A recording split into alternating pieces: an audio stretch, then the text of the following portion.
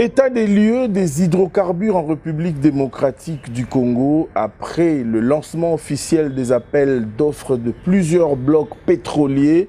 Qu'est-ce que la République démocratique du Congo peut-elle attendre par rapport à ces projets? Mesdames et messieurs, nous recevons pour vous le ministre des hydrocarbures de la République démocratique du Congo, Maître Didier Boudimbu Toubouanga. C'est lui notre invité. Nous allons décortiquer et analyser toute l'actualité liée au secteur des hydrocarbures en RDC. Bienvenue à toutes et à tous à ce nouveau numéro de votre magazine RDC Infrastructure et Développement. Merci beaucoup, Monsieur le ministre Didier Boudimbu, d'avoir répondu à notre invitation. Vous êtes un habitué de ces magazines, ce n'est pas la première fois. Comment vous allez? Ça va très bien, Dieu fait grâce, ça va très bien. Tant que le gouvernement, la République démocratique du Congo, le chef de l'État, nous tous nous sommes déterminés à essayer d'apporter quelque chose de plus que le peuple congolais a eu à voir. Je pense que ça va. Par la grâce de Dieu, ça va et je sais qu'on va y arriver. Merci beaucoup. Je rappelle à nos téléspectateurs aussi que vous êtes autorité morale du parti politique AVC, Autre Vision du Congo, un parti proche de la majorité présidentielle, l'Union sacrée, je voulais dire. Un parti dans la majorité présidentielle, un parti qui est allé à l'UDPS, un parti qui a combattu pendant l'opposition, un parti proche du chef de l'État. Merci beaucoup. Nous allons entrer dans les vifs du sujet. Pouvez-vous d'entrée de jeu nous présenter un tableau des bords qui nous montre point par point où en sommes-nous aujourd'hui, quelques mois après le lancement officiel d'appel d'offres des différents blocs pétroliers? S'il faut aller en détail, le lancement a été fait le 28 juillet. Après ça, il y avait la vieille manifestation d'intérêt. Nous avons évolué à travers les étapes. Il y a eu une période de présélection. Ça, c'est par rapport au bloc gazier. On a présélectionné. Au moment où nous parlons, nous sommes en train de vider tout ce qui est enquête et études sur la capacité financière et technique. Nos équipes sont déployées à travers le monde par rapport aux sociétés qui ont soumissionné. Et je peux vous garantir que ce n'est pas les moindres qui ont soumissionné. Ce sont des sociétés qui répondent aux normes. Donc nos équipes sont en train de travailler sur ça. Nous avons déjà fait la sélection pratiquement de ces sociétés. Et nous sommes aussi en même temps en train de discuter. Donc je pense déjà que dans les deux semaines, on pourra connaître les sociétés qui auront gagné ces appels d'offres. Et je pense que pour la République démocratique, dans les 2 semaines qui suivent, par rapport au bloc gazier du lac Kivu, par rapport à la transformation du gaz méthane en électricité, dans les 2 semaines qui suivent, on pourra signer. Et je pense que ce sera une joie pour le peuple congolais. Dites-nous, Monsieur le ministre, pourquoi, malgré tout le potentiel que la République démocratique du Congo possède, le Congo n'a exploité que 4,7, si j'arrondis 5, donc il y a 95% non exploité jusqu'à présent. Qu'est-ce qui est à la base de cela? Sans essayer de fustiger mes prédécesseurs, je pense que c'était un choix. Dans le temps, le ministère des hydrocarbures était dans le ministère de Mines et Énergie. Donc ça fait qu'il y avait eu des choix par rapport aux minerais et par rapport à tout ce que nous avons. Mais bon, malgré ça, on sait au moins qu'à ce jour, le ministère des hydrocarbures contribue à 10% du budget national. Donc ça veut dire que les 95%, 95% restants, si le travail que nous sommes en train de mettre en place aboutit, parce que de toute façon ça va aboutir, je pense qu'on pourra réellement faire remonter l'économie nationale pour le bien-être du peuple congolais. Maintenant, vous dire la faute à qui, ça je ne pourrais pas le dire, mais je pense qu'il y avait des choix qui étaient faits à l'époque. Aujourd'hui, le chef de l'État est déterminé à ce que nous puissions toucher à nos ressources et que le Congolais puisse bénéficier de ces ressources, parce que je pense que le Seigneur, parce que nous sommes un pays très chrétien, le Dieu qui a fait que nous soyons là, ne nous a pas donné ces richesses pour que ça ne serve de ornement. Il nous a donné ça pour que ça puisse servir réellement à la population congolaise et à l'économie de notre beau pays. Alors, qu'est-ce que vous pouvez répondre à ceux qui estiment que cette opération que vous avez initiée porte atteinte aux droits des communautés sur le plan de l'environnement pour permettre à cette communauté de vivre dans un environnement non pollué, mais un environnement sain? Je pense que les communautés locales, partout où il y a des blocs pétroliers, ils sont plus dans la joie que nous puissions exploiter ces blocs pour que ça puisse permettre par rapport à la communauté, tout ce qui est parce qu'il y aura des retombées par rapport à ces populations-là qui puissent au moins se retrouver. Nous savons tous aujourd'hui, L'exploitation, je peux donner deux, trois exemples. Au Gabon, ils ont commencé à exploiter au sein de la forêt équatoriale, ça fait plus de 50 ans. Le monde n'est pas mort pour ça, le monde continue à tourner, les gens sont en train de vivre et de respirer. Nous savons tous qu'au niveau de la Suède, au niveau de d'autres pays, ils font des exploitations qui sont responsables. Et je pense que la République démocratique du Congo, à travers le ministère de l'Environnement, je profite pour saluer la VPM, Maman F. Bazaïba, parce qu'elle fait beaucoup le projet. Elle fait un travail remarquable. Je viens de la suivre. Elle est vraiment très dynamique. Elle fait un travail remarquable, d'où le gouvernement de Warriors continue à se battre. Donc je tiens d'abord à la remercier parce que pour l'accompagnement. Il n'y aura pas d'exploitation en République démocratique du Congo sans des enquêtes d'impact environnemental. C'est prévu par la loi des hydrocarbures de 2015. Permettez-moi de vous interrompre un peu. Vous avez mené des enquêtes en amont avant que le lancement puisse se faire. C'est ce que vous voulez dire? Les enquêtes se mènent quand on va, au moment où nous allons sélectionner ceux qui vont prendre les blocs. Okay. Avant qu'ils ne commencent le travail, il y a une collaboration entre le ministère des hydrocarbures et celui de l'environnement. Il y aura des enquêtes d'impact environnemental avant que nous ne puissions octroyer des permis. Okay. Avant que le vrai travail puisse commencer. Avant même la signature du CPP. Parce que nous voulons développer nos blocs. Mais on ne va pas le faire au détriment de la vie de nos populations. Mais entre-temps, nous savons tous que la République démocratique du Congo, c'est le premier poumon de l'humanité. Aujourd'hui, nous respirons à travers la terre, 60% c'est grâce au bassin du Congo. Qu'est-ce que le Congo gagne en échange? Rien. Rien du tout. L'Afrique, on est, je pense, à 4 ou 5% pollueurs à travers le monde. On pollue à 4-5%. Les États-Unis, la Chine, la France. La France vient de répondre avec le charbon. Donc, c'est eux qui sont en train de polluer, mais c'est nous qui devons nous tenir à carreau.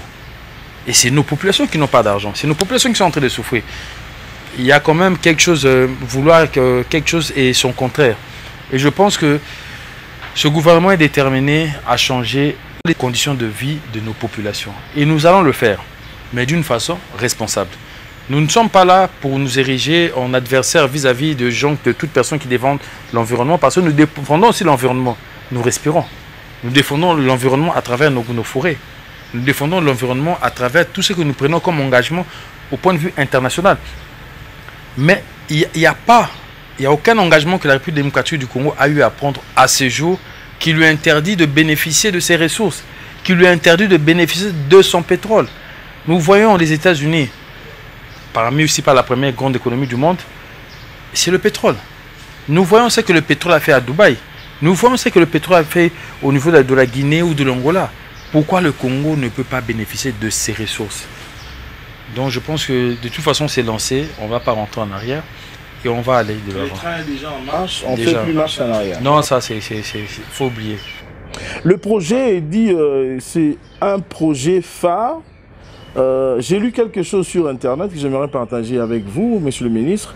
C'est un projet phare pour le gouvernement du président Tshisekedi qui présente plusieurs opérations comme une nouvelle page dans l'histoire économique de la RDC avec cette réserve potentielle qui peut aujourd'hui nous amener à générer une production pétrolière de plus de 30 milliards de dollars par an, oui.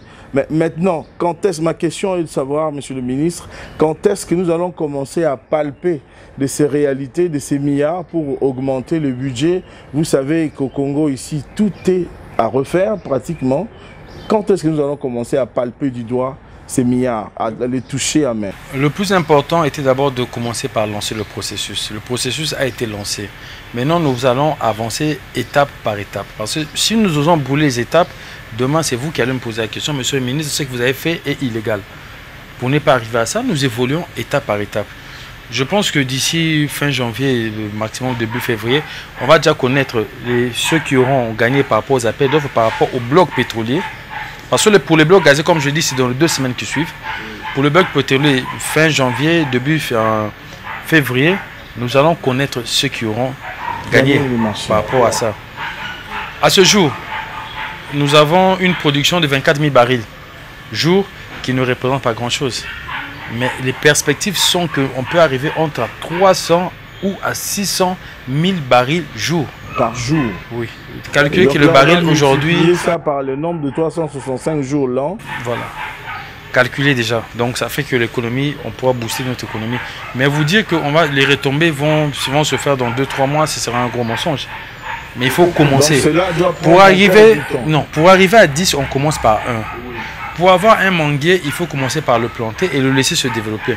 Nous avons commencé le processus. D'ici l'année prochaine, c'est question, on va octroyer les blocs. Les premiers blocs pour lesquels le Congo pourra avoir des retombées sont les blocs du Congo central. Les 3 blocs du Congo central, ce sont des blocs qui sont exploités facilement parce que nous savons déjà qu'il y a une production à l'ouest du pays. Et cette production, c'est vrai que ce n'est que 24 000 barils jour, mais cette production aura de l'impact par rapport à ces 3 blocs. Et déjà, nous avons beaucoup de personnes qui ont soumissionné par rapport à ces 3 blocs, et pas les moindres. Nous allons les octroyer aux meilleurs. Nous savons que la société Perenco est déjà au niveau de l'Ouest. Nous savons sur Estream, qui appartient aujourd'hui à un Congolais, M. Ledia, c'est une fierté déjà. Ils vont bientôt commencer l'exploitation. Et il y a déjà des rigues au niveau de l'Ouest. Il y a des études qui ont été faites il y a très longtemps. Il y a eu des essais, il y a eu des puits. Donc nous savons que ces blocs-là, une fois octroyés, en moins d'une année, la production va commencer. Ça pourra déjà, pour un début, booster la production. On quittera peut-être 24 000 pour arriver à 80 000, 100 000 barils jour. Ce sera déjà des avancées qui peuvent arriver d'ici une année. Ça, ce sont les premiers retombées. Mais nous avons maintenant des blocs qu'on appelle des blocs de catégorie A, où nous avons tout ce qu'il y a comme études dont on avait besoin, le sismique, tout. Nous avons le bloc 1 et 2 du Graben Albertine que nous avons repris à l'opérateur économique Dan Gettler. Ces blocs-là sont mis en appel d'offres. Déjà, ces blocs-là, par rapport à tout ce qui a été estimé et qui sont pratiquement prouvés, ces blocs-là, une fois on les exploite, on passe de 300 à 400 000 barils jour. Et il y a urgence de pouvoir travailler et exploiter ces blocs-là parce que juste en face de nous, l'Ouganda, ils ont commencé à mettre des pipelines. Il y a des moyens qui sont mis par Total pour pouvoir exploiter. Et nous savons tous que donc, quand on parle des blocs pétroliers, en dessous de la terre, il n'y a pas de frontières. Donc, si eux commencent à tirer, ils peuvent tirer la partie de la RDC.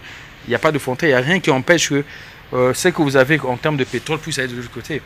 Donc, il y a urgence que nous puissions commencer à exploiter nos blocs. Parce que ça ne restera pas comme des ornements.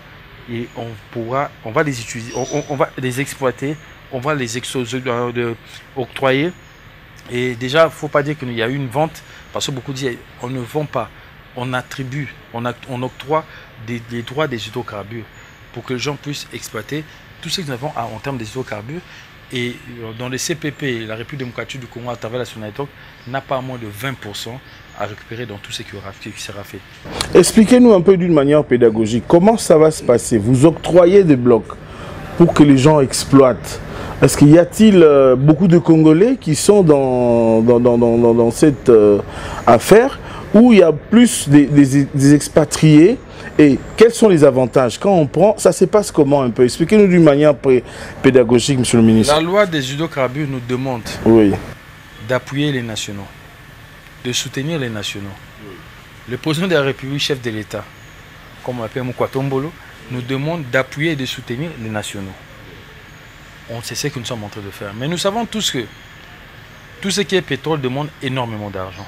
Mais notre accompagnement, c'est l'accompagnement que nous sommes en train de faire par rapport à Surestream. Parce que c'est un Mwanamboka qui est derrière. Monsieur Ledia, que tout le monde connaissant, est derrière Surestream. Nous sommes en train de l'accompagner. Par rapport aux appels d'offres, tout Congolais capable, il a le droit. Et il aura notre accompagnement. Mais nous savons tous que ça demande un financement conséquent. D'où, je le dis, et c'est réel, parmi les ministres qui voyagent beaucoup, j'en fais partie. Pourquoi je voyage beaucoup? Parce que pour commencer, ne fût-ce que l'exploration, on est à pas moins de 100, 150 millions, 200 millions de dollars qui peuvent être récupérés ou ne pas être récupérés. Donc, oui. Donc, il faut chercher ceux qui ont ces moyens pour qu'ils viennent. Ceux qui pourront miser par rapport à ça pour qu'ils viennent. Parce que c'est après l'exploration qu'on pourra réellement déterminer que nous pouvons sortir autant de barils à travers ces blocs. Est-ce qu'il y a engouement, monsieur le ministre? Oui, énormément. Déjà, par rapport à ce qu'on a vu par rapport au bloc gazé, c'est bon. Et au jour d'aujourd'hui, sans être contredit, je pense que si on a stoppé même les appels d'offres, que ce soit des blocs pétroliers demain, avec les soumissionnaires que nous avons, la production va augmenter parce que ce sont déjà des banques qui ont déposé des dossiers. Mais maintenant, le reste, on attend la fin de la procédure pour pouvoir juger, mener des enquêtes qu'il faut en termes de capacité financière et technique. Mais je pense que nous sommes dans le bon. Monsieur le ministre, dites-nous, Est-ce qu'aujourd'hui, investir dans le secteur des hydrocarbures en RDC peut propulser l'économie de notre pays? Je pense que oui, à 1 milliard de %. Et je pense même que, j'en profite aussi pour demander aux opérateurs économiques, parce que nous avons vu le chef de l'État a été face à la jeunesse. Nous avons vu qu'il y a beaucoup de jeunes par rapport à l'entrepreneuriat, par rapport à la sous-traitance, qui veulent se lancer. Je les invite à venir se lancer dans le secteur des hydrocarbures, parce qu'il y aura une sous-traitance qui sera énorme après des attributions des blocs. Parce qu'il faudra que les Congolais puissent travailler, il faudra que la communauté, tous ceux qui sont au niveau de là où vont être exploités ces blocs puissent travailler. Il y aura besoin d'une sous-traitance, donc je pense que c'est le moment de pouvoir se lancer. Je vous confirme encore, je le redis, à 1 milliard de %. Les hydrocarbures vont changer l'image de ce pays dans les jours à venir. Aujourd'hui, je peux donner des exemples. Dubaï était, les Émirats, c'était un désert. Regardez la photo, il y a cette photo qui circule sur le net. Quand on voit Dubaï en 1981, on voit la République démocratique du Congo en 1981, il n'y avait pas photo. Nous, on était les meilleurs. Mais aujourd'hui, regardez la différence. C'est dû à quoi? C'est dû au pétrole. Les hydrocarbures vont réellement changer la donne pour notre pays, pour la République démocratique du Congo. Et nous sommes en train de le faire, pas pour M. Boutimbo, ni pour le président Tshisekedi. C'est pour la République que vous le faites. Pour la République et pour les générations futures. Nous allons changer de chapitre, Monsieur le ministre. Nous allons parler politique, mais bien avant de faire cette transition, en 2 minutes, qu'est-ce que nous pouvons retenir aujourd'hui par rapport à l'état des lieux du secteur des hydrocarbures en RDC? L'état des lieux du secteur des hydrocarbures, la première des choses, c'est que nous avons pu signer l'avenant 9 au mois de décembre de 2021 qui a permis que nous puissions transformer le gaz qui était brûlé. Parce que quand les gens se promènent à Mwanda, ils voient des torches. C'est du gaz qui est brûlé. Ce gaz a peut-être transformé en électricité. Nous avons signé pour une valorisation et ça a pu permettre à l'État congolais de pouvoir encaisser 65 millions de dollars. Dans les 65 millions de dollars, pour une première, le chef de l'État a décidé que nous puissions donner 10 millions de dollars à la communauté de Mwanda, au territoire de Mwanda. Ces 10 millions sont actuellement logés au niveau du BCECO. Il y a des travaux qui sont en train de faire parce que la population mwandaise veut de l'électricité pour essayer de faciliter ça. Donc ça, c'est déjà une première. Bientôt, les torches ne vont plus exister parce que bientôt, nous allons transformer ça en électricité. Ça, c'est une première. La deuxième des choses, c'est que le stock stratégique était virtuel, c'était collecté par la DGDA en termes d'argent. Aujourd'hui, le stock stratégique, nous avons un stock stratégique physique voulu par le chef de l'État qui fait que nous pouvons quand même parer à beaucoup de choses. La troisième des choses, aujourd'hui, comme je le dis encore sans fustiger mes prédécesseurs qui ont fait un bon travail, mais aujourd'hui, le ministère des hydrocarbures, ce n'est plus un ministère des Kadhafi, sorry de le dire comme ça, ce n'est plus un ministère de l'aval pétrolier qui ne s'occupe que des stations. C'est un ministère qui a pu lancer des appels d'offres, qui va octroyer des blocs et qui va faire que nous puissions commencer une production qui n'a pas pu augmenter depuis les années 60. C'est ce travail-là qui est tenté d'être fait et à nos risques et périls. Et vous savez tout ce que ça a pu me causer comme ennui, que ce soit du point de vue personnel, que ce soit même par rapport à mon intégrité physique, parce que nous sommes déterminés à faire avancer les choses.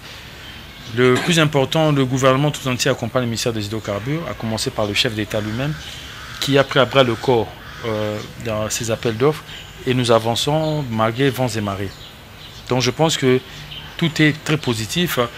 Nous avons réalisé énormément de choses, et là nous sommes même déterminés à pouvoir doter la province du Sankourou, qui n'a aucune station, même pas une pompe. C'est la seule province qui n'a aucune station. Non, c'est pas la seule province, il y en a 2, 3. Mais pour le Sankourou, le territoire est grand. Une pompe n'existe pas. Et bientôt, grâce aux opérateurs comme Kamwal, comme Ledia, nous allons mettre des stations au niveau du Sankourou. Nous sommes en train de faire un grand travail et bientôt les retombées seront là. Merci beaucoup. Nous allons maintenant parler politique, Monsieur Didier Boutimbo. Vous savez que notre pays est en guerre, une guerre injuste imposée par des personnes mal intentionnées, des personnes qui n'aiment pas les Congolais. Le Rwanda, pour ne pas le citer. Hier, le président Kagame a tenu des propos, j'ose croire que vous avez suivi, condamnant le président Félix Tshisekedi, disant qu'il n'a pas réussi aux élections, qu'il est en train de traîner les pieds pour ne pas organiser les prochaines élections. Quelle est votre lecture en tant que politique? La première chose, je pense que mon collègue a donné la bonne réponse. Je pense que M. Kagame, ce n'est pas un exemple de démocratie. Je pense que M. Kagame doit plutôt se taire et doit plutôt essayer de faire autre chose pour aider sa population et non marcher sur le mort congolais. Je pense qu'il ne peut prétendre de choses que, déjà de un, la première des choses, c'est que le président Félix Tshisekedi a été élu démocratiquement et on le voit aujourd'hui, par des retombées. Et malgré la guerre nous imposée par le Rwanda, par nos voisins rwandais, nous voyons que la popularité du président ne baisse pas, ne fait qu'augmenter. Aujourd'hui, il y a un calendrier électoral qui prouve qu'il y aura des élections en 2023. Ceux qui sont en train de rêver, ils seront bien surpris. Ce que le président Kagame a fait, c'est du populisme.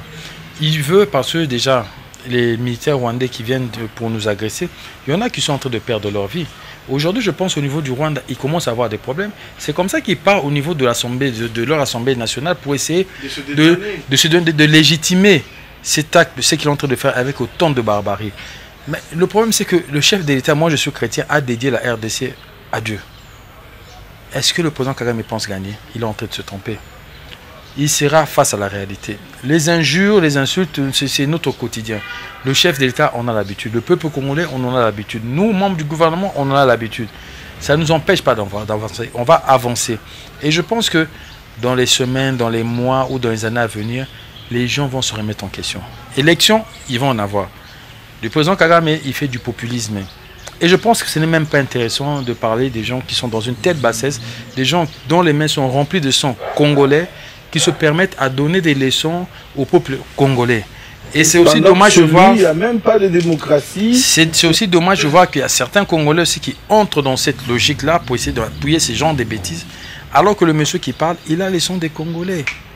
Il a les sons des Congolais, la communauté internationale ne bouge pas. On tue au Congo, on viole au Congo par le Rwanda et ses troupes chaque jour. Et c'est ce monsieur qui veut venir nous donner des leçons de démocratie. Il paraît qu'il a gagné l'élection avec 94 ou 96% ou 98%. Chose qui est qu'une folie. Il n'y a pas d'opposition au Rwanda. Voilà, il n'y a pas de démocratie. Il n'y a pas d'opposition, il n'y a pas de démocratie au Rwanda. Il règne, il vit en Dieu le Père. Dernièrement, Monsieur le ministre Boudimbu, le président de la République a lancé un appel à la mobilisation. Aujourd'hui, je constate, personnellement, parce que cette émission, il y a le numéro qui est affiché au bas de la télévision, il y a beaucoup de jeunes qui m'appellent pour me demander où est-ce qu'on est en train de recruter. Il y a une forte mobilisation, une cohésion qui se manifeste de plus en plus, comme vous venez de le dire, que le chef de l'État, sa popularité est en train de monter par rapport à sa position, par rapport à ses discours, par rapport à son engagement. Quelle est votre lecture par rapport à cet appel de mobilisation? Est-ce que vous avez aussi un message à compléter pour demander à nos jeunes de s'enrôler massivement dans l'armée pour bouter l'ennemi dehors? La première des choses que je puisse dire, c'est que cet élan patriotique, il est réel. Tous les Congolais, toutes les personnes qui aiment ce pays sont prêts à accompagner l'armée, sont prêts à accompagner la République. Ils sont tous derrière le chef suprême, le commandant suprême, le chef de l'État, son Excellence Félix-Antoine Tshisekedi Tshilombo, et derrière son Premier ministre, le premier des Warriors, Jean-Michel Sama Lukonde. C'est une décision qui est patriotique. C'est vrai qu'il y a toujours des brebis galeuses, parce que pour tel ou tel intérêt, ils n'arrivent même pas à dire clairement que c'est le Rwanda qui nous attaque. Mais nous, au sein du gouvernement, nous avons mis, et nous sommes en train de mettre des choses en place. Dernièrement, j'avais demandé au président de la République, au gouvernement, si on pouvait voir dans quelle mesure pouvoir recruter et que nous pouvoir former tous les finalistes. Parce qu'aujourd'hui, la République démocratique du Congo, c'est entre 800 et 850 000 finalistes pour le bac, les examens d'État par an. S'il y a une formation obligatoire qui est mise en place, ça nous fera 800 à 850 000 réservistes par an. Vous imaginez? 850 000 réservistes, on marche sur le Rwanda s'il le faut. On marche, tous ces rébellions vont disparaître. On va écraser le petit Rwanda. Mais le problème, non, l'idée n'est même pas d'écraser le Rwanda. L'idée est de défendre notre patrie. Mais le problème, le grand problème, c'est qu'il y a un problème de moyens. Le gouvernement est en train de travailler. Parce que former 850 personnes, ça demande des moyens. Des gros moyens. Le gouvernement est en train de travailler pour que nous puissions mettre ça en place.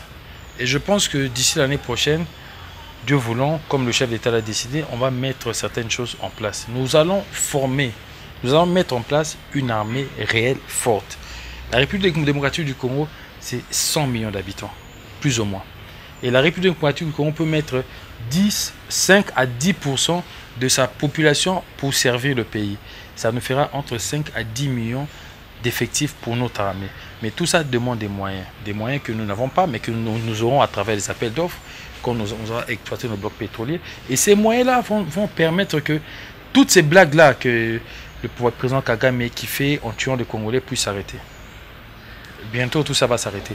Et c'est comme ça que, demain, le 3 décembre, le parti dont je suis ici, l'autre vision du Congo, a décidé de faire un appel pour que nous puissions nous réunir demain, 3 décembre, au stade Vélodrome, pour démontrer pour un meeting, renouveler, démontrer notre soutien aux FARDC qui sont en train de se battre, ils perdent leur vie pour l'intégrité de la nation, et au commandant suprême, le chef de l'État, qui ne ménage aucun effort, qui travaille matin, midi, soir, jusqu'à 3h, 4h du matin, chaque jour.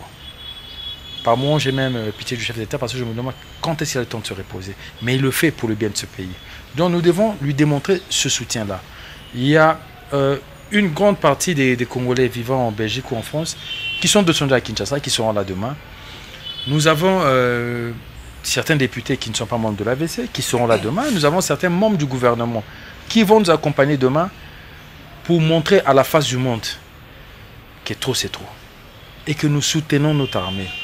Et après l'événement de demain, nous allons passer aux cotisations qui seront reversées directement à l'armée congolaise ou aux familles de nos militaires qui sont au front. Parce qu'ils ont besoin de notre soutien et on va les soutenir. Nous arrivons à dormir et à nous réveiller parce qu'ils sont là. Ici, nos militaires ne seraient pas là avec tout ce que nos voisins veulent prendre chez nous en termes de richesse. Je pense qu'on n'allait même pas se réveiller. Parce que s'ils pouvaient nous couper la tête, ils ne vont même pas hésiter. On voit tout ce qu'ils sont en train de faire à l'Est. Donc nous devons donner beaucoup de soutien et surtout suivre le mot d'ordre du chef de l'État pour pouvoir mener ce problème-là auquel nous avons, en fait, cette guerre qui nous est imposée. Et nous pouvoir régler ça définitivement. Merci beaucoup. Il y a la publication du calendrier électoral. Il y a d'autres politiques de la RDC qui critiquent le calendrier électoral publié récemment par le président Kadima de la CENI. En tant qu'autorité morale de l'autre vision du Congo, AVC, quelle est votre lecture par rapport à ce calendrier qui a été publié? Je vais même profiter pour demander à la population et surtout aux membres de l'autre vision du Congo et tous aller de l'UDPS que nous sommes, de pouvoir se préparer pour faire un enrôlement massif. Nous devons vraiment tous nous enrôler pour être prêts par rapport aux élections. Le calendrier est très crédible et nous savons qu'il y aura élection. Tous ceux qui sont en train de crier à gauche, à droite, c'est parce qu'ils ne sont juste pas prêts. Ne pas être prêt, c'est qu'on est en train de bercer le peuple avec des mensonges. Aujourd'hui, nous avons un gouvernement responsable. Ce gouvernement, nous avons trouvé le budget à 4 milliards. Aujourd'hui, nous dépassons les 10 milliards. C'est un gouvernement qui est réaliste. Aujourd'hui, nous avons trouvé, en arrivant, quand le président Félix Tshisekedi est arrivé, la réserve de tout ce qu'on avait en termes de devises était à peu près de 800 millions. Aujourd'hui, on est à peu de 4 milliards. Aujourd'hui, c'est vrai que les gens peuvent dire que non, ils ne voient pas ça.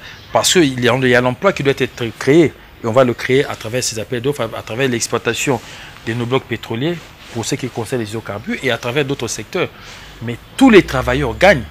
Ceux qui étaient à 30 000 francs sont aujourd'hui à 300 000 francs. Vous allez me dire, non, on ne voit pas la différence. Certes, mais quand on ne travaille pas, on ne peut pas gagner. Mais ceux qui travaillent, ils sont en train de voir la différence. Nous voyons les veuves, que ce soit militaires, qui commencent à percevoir leur dû. L'amélioration. Nous voyons comment la maternité elle est devenue pratiquement gratuite dans certaines zones de santé. Nous voyons la gratuité de l'enseignement qui a permis de faire enlever près de 4 millions d'enfants qui étaient dans la ligne, qui n'étaient plus dans la filière scolaire, de revenir sur la filière scolaire, de pouvoir avoir droit aux études. Nous voyons ces retombées-là, nous voyons cette réalité-là. Et je pense que les élections auront lieu. Quel est l'intérêt du président Tshisekedi ou de son gouvernement de ne pas aller aux élections? Alors que les réalisations sont là. Depuis longtemps au pouvoir. Mais non, parce que quand on part aux élections, nous allons gagner, le président va gagner, ça ce n'est même pas à débattre. On le sait, la population le dit. On le vit au quotidien. Ici, il va faire son deuxième mandat. Pourquoi il va repousser les élections alors qu'il fera son deuxième mandat et que la population veut qu'il puisse faire son deuxième mandat? Et que nous, membres de son gouvernement, nous, les alliés de l'UDPS, parce que le président est issu de ce grand parti de l'UDPS qui est l'exemple de la démocratie. Nous venons encore de le voir au Palais du Peuple quand il était face aux jeunes. Cette démocratie-là. C'est une première. Hein? Voilà. Je ne sais pas si je me trompe, mais C'est une première. Chef de l'État, Il n'y a que le président Mobutu qui l'a fait il y a des années. Après, ça n'a jamais été fait. Aujourd'hui, le président Tshisekedi l'a fait. Donc, aujourd'hui, je peux vous dire que l'UDPS est l'exemple de la démocratie. Je félicite encore ce grand parti. Et nous resterons l'allié de l'UDPS parce que nous sentons que c'est vraiment un grand parti qui fait son travail comme il le faut. À travers ça, de quoi allons-nous avoir peur? Nous sommes même pressés d'aller aux élections. Parce que nous voulons donner une majorité réelle au chef de l'État pour qu'il puisse réellement appliquer sa politique à partir de 2024. Dire qu'on veut repousser les élections, c'est de mentir au peuple. Vous avez peur des candidats qui sont en face? Quel candidat en face? À la présidentielle. Je ne vais pas quel citer candidat pour faire la promotion des uns des autres. Mais je pense qu'en face, il n'y a rien en face. Il n'y a rien en face. Non, il n'y a rien du tout. Vous avez voulu dire, ils vont... comme votre frère Julien Piana, cesse de dire qu'il n'y a rien en face. Non, il n'y a rien en face. Parce que c'est... Quel bilan? Vous avez un que bilan ce soit le régime passé peut défendre. Oui. Quel bilan? Ceux qui se prétendent candidats, certains qui ont été gouverneurs, mais nous avons vu que les provinces qu'ils ont gouvernées n'ont pas pu s'émanciper, mais nous avons vu que leur richesse est devenue fois 15, fois 20, et ils sont devenus très riches, la province n'a pas avancé. La province s'est appauvrie davantage. Voilà, quel bilan ils vont présenter? En face, je ne pense pas qu'il y ait un candidat qui peut se prétendre, en tout cas à ce jour. Personnellement, je n'en vois pas. Trop sûr, M. Didier Boudimbo. Je le dis avec conviction, je ne vois pas un candidat en face du président Tshisekedi. Je ne le vois pas. Il pourra faire face. Actuellement, je ne vois pas. Peut-être en 2028, quand il aurait épousé ses 2 mandats, peut-être, mais pour le moment, je ne vois pas. Et je suis sûr que le président va faire ces 2 mandats. Maintenant, quitte à nous, aller de l'UDPS, quitte à nous, l'UDPS, quitte à nous, MLC, quitte à nous de pouvoir, quitte à nous, tous les partis politiques autour du chef de l'État, de pouvoir lui donner une majorité confortable qui pourra lui permettre réellement d'appliquer aux élections de 2023. Nous l'avons dit à l'IMCA, si je ne me trompe pas, c'était l'année passée, au mois d'octobre ou au mois de novembre, nous avons tenu un meeting à l'IMCA. L'autre vision du Congo. Peut-être ça pouvait changer, j'ai suivi. Non, non, ça ne changera pas et demain on va encore le confirmer. Ça va changer pour qu'on va avoir qui comme candidat? Qui? Quelqu'un qui a dédié la République démocratique du Congo à Dieu. On va le remplacer pour mettre qui? Quelqu'un qui va nous ramener où il y a des choses compliquées. C'est justement pour cela, parce que vous êtes chrétien. Je suis vivant par la volonté de Dieu. Oui. Et moi, je sais que tout ce qui arrive, c'est la volonté de Dieu. Et nous savons tous, nous voyons tous comment l'accession du président de la République au sommet de l'État, nous avons vu tout ce qu'on lui a mené comme combat par toutes les personnes que vous connaissez. Et nous voyons leur fin. Il y a des gens qu'on ne combat juste pas. Et je pense que ceux qui sont en train de combattre le président Tshisekedi vont le regretter. Il y a des gens qu'on ne combat pas. Il est là. Il va mener le pays là où Dieu a décidé qu'il puisse mener le pays. Et moi, je suis chrétien, catholique. Je peux le dire. Vous avez sorti votre chapelet. Oui, je suis chrétien, catholique. Je sais qu'on va y arriver. J'ai foi. Et Dieu n'arrête pas de nous donner des messages. On va y arriver. Et c'est le président qui devait être là. Et c'est lui qui est là. Et c'est avec lui qu'on va marcher jusqu'à la fin. Monsieur Didier Boudimbo, ça murmure au niveau du Parlement. Il y a quelques députés qui estiment qu'il faudrait que nous puissions ramener les mandats des députés et du président de la République à un septennat. Donc nous quittons le quinquennat pour aller à 7 ans. Alors ils étaient en train de penser, de proposer pour que le mandat prochain du président Félix... non, excusez-moi, le mandat prochain du prochain président qui viendra, qui puisse durer 7 ans. Votre appréciation, votre commentaire? Déjà, nous, membres du gouvernement, nous sommes l'émanation de l'Assemblée nationale. Et à part que nous soyons l'émanation de l'Assemblée nationale, au jour d'aujourd'hui, si les députés décident de changer la loi, ils en ont le droit. Qu'est-ce que moi je peux dire? La seule chose que je peux dire, c'est vrai que 7 ans serait mieux, mais il y a d'autres qui disent que 7 ans c'est trop.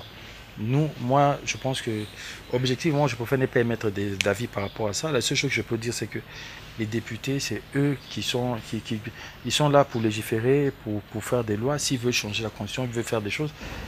Libre à eux. Oui, tant que la loi leur permet, libre à eux.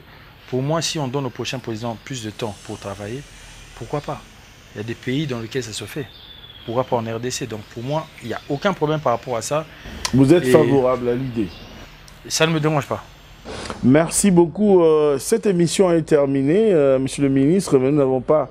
je sens que vous n'avez pas vidé votre votre réserve. Il y a beaucoup de choses encore à dire. On pourra peut-être organiser dans 1 ou 2 semaines la deuxième partie de cette émission parce qu'il y a beaucoup à dire. Vous également, chers téléspectateurs, vous avez des questions à poser au ministre. Vous pouvez nous les transmettre au prochain numéro que nous allons réaliser avec. Nous allons lui transmettre des questions liées à ces secteurs. Vous êtes expert dans ces secteurs. Nous attendons vos questions.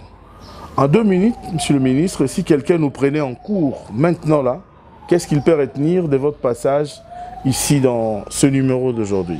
Que le Congo, la République démocratique du Congo a besoin de tous ses fils pour pouvoir accompagner nos forces armées, pour pouvoir accompagner le commandant suprême, pour que nous puissions garder l'intégrité de notre territoire. La deuxième des choses, c'est que le ministère des hydrocarbures, à travers la volonté du chef de l'État, et que moi qui suis là, ministre des hydrocarbures, nous sommes en train de changer la donne. Le ministère des hydrocarbures veut que la République démocratique du Congo, nous puissions devenir des grands producteurs du pétrole à travers le monde. Nous en avons le potentiel. Il y a un travail qui est fait, qui n'est pas facile, mais que nous sommes en train de mener. Donc, et déjà la semaine prochaine, comme vous avez proposé que nous puissions tourner la semaine prochaine, je vais vous inviter à Mwanda. Nous allons descendre sur les installations de Surestream. Comme on dit, un mois Namboka qui a commencé quelque chose pour que nous puissions voir le travail qui est en train d'être abattu, pour que nous puissions voir que nous pouvons nous projeter dans le futur. Comme tout le monde a eu que ça, madame Mikolozoya. Donc on pourra faire ça et je dis encore aujourd'hui, nous sommes fiers de nous parce que bientôt nous allons pouvoir transformer notre gaz en électricité, que ce soit le gaz qui a toujours été brûlé au niveau de Mwanda ou le gaz méthane du lac Kivu. Donc très bientôt, d'ici 2 semaines, on va connaître les sociétés qui auront gagné ces appels d'offres et puis ils vont se mettre à discuter la partie contrat commercial avec la Sonatrach. Parce que déjà nous voulons rendre la Sonatrach forte, que la Sonatrach puisse devenir comme la Sonangol, puisse devenir comme d'autres grandes sociétés au niveau international. Et nous allons accompagner la Sonatrach, nous sommes déterminés à changer le secteur et c'est ce que nous allons faire. Et pour très bientôt, les résultats seront palpables. Merci beaucoup, monsieur le ministre, d'avoir répondu à notre invitation.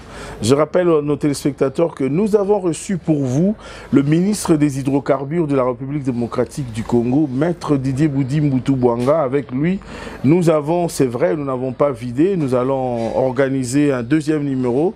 Nous attendons vos questions. Vous n'êtes pas encore abonné sur notre chaîne YouTube, abonnez-vous massivement sur notre chaîne YouTube Aimé Mutombo pour ne rien rater par rapport à tous les dossiers et tout le projet de développement en République démocratique du Congo, à Kinshasa comme dans le Congo profond. Mobilisons-nous derrière le commandant suprême, le président de la République, Félix Antoine Tshisekedi Tshilombo, le commandant suprême des armées, pour bouter l'ennemi dehors. Mesdames et messieurs, merci. On se retrouve au prochain numéro. Restez scotchés au programme de la radio-télévision nationale congolaise. Au revoir et à la prochaine.